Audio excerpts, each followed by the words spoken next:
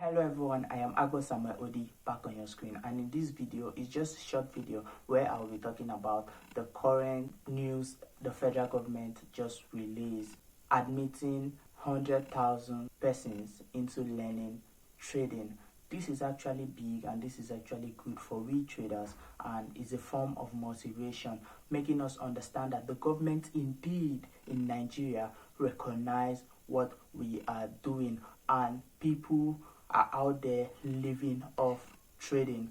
So if you're seeing this video and you want to get started in the journey of trading, one of the most important thing you need to seek is knowledge. Seeking knowledge, every material that you come across involving trading, learn it, and most importantly, seek a mentor. A mentor will help teach you the trading strategy, and not just the trading strategy, will help shorten your learning curve, and his experiences as well, you will learn from them. The second thing you need is consistency. Trust me, you have to be really consistent, because trading, you will not become a millionaire in a month time, in 2 months time, it's rare. You need to think of trading in a long term aspect, so you have to be consistent even when you don't see result. As long as you have a defined edge and risk management, all you need is consistency.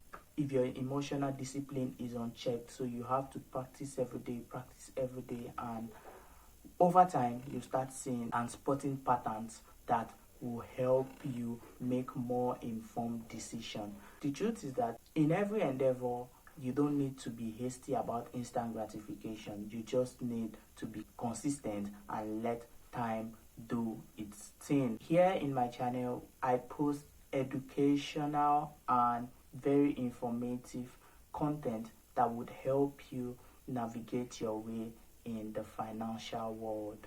So stick to this channel, like, share and subscribe the videos here, and comment on the videos that you pick of best interest, and also suggest on the comment section the kind of video you would want me to make.